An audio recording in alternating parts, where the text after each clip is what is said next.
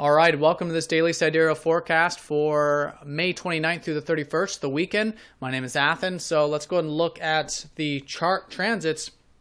We've had this Mercury squaring up to Neptune. This has been that uncertainty, that nebulousness with the day-to-day activities, especially because Mercury's retrograde, very close to Mars too in the sky, furthering that challenge, I would say, to bring that conscious awareness to the more, spiritual side of life, the present moment, the compassion, and the understanding that comes through intuition and just being here now in the now moment. So that's going to be still the case this weekend, although I think on Saturday there is some clarity shaping up. One, because this energy is going to be receding, and two, because the sun conjuncts up to that Mercury retrograde, which is always a time of awareness and illumination where our mental aptitude can be very sharp.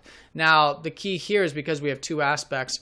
I think just all in all, in the nebulousness that we have been experiencing here, we can have certainly some awareness and some clarity coming through, specifically relating to our values in life, which is where all of this energy is taking place in Taurus.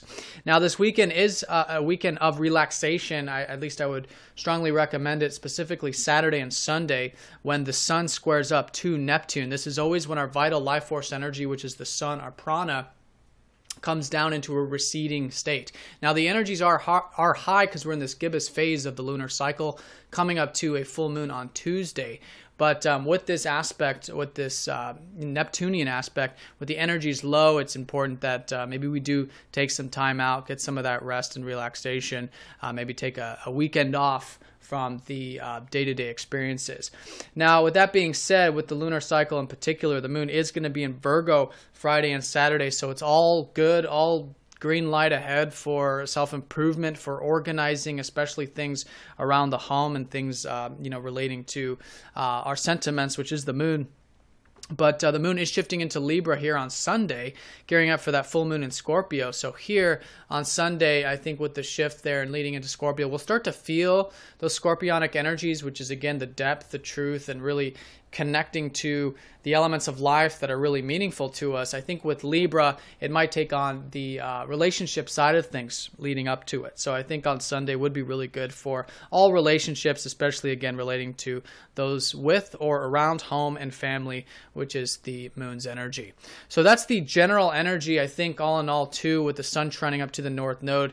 It's really a good weekend for the health, the routine, the diet, and anything else that is about self-improvement, as it has been the case. And I think a lot of what we're learning too is the importance of when we are managing our time and working with the organization of our time and our routine and everything.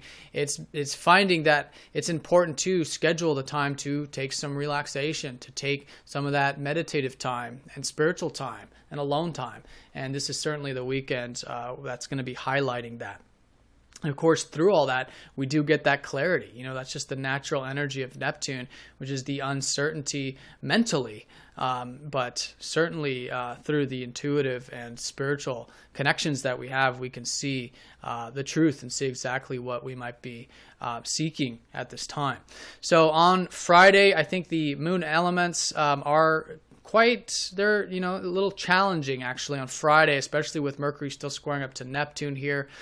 So a couple of words of advice: with the moon opposing up to Uranus, this is where we can feel a little bit impulsive, so just a heads up with that. And with this squaring up to Venus here on Friday, just bringing in more conscious awareness to, again, our values and relationships will be important here during this day on Friday. But the support is certainly, again, towards all these Virgo and self-improvement related things on Friday. But then on Saturday, things clear up with that Mercury squaring up to Neptune, conjuncting up to the sun, always brings that clarity and sharpness.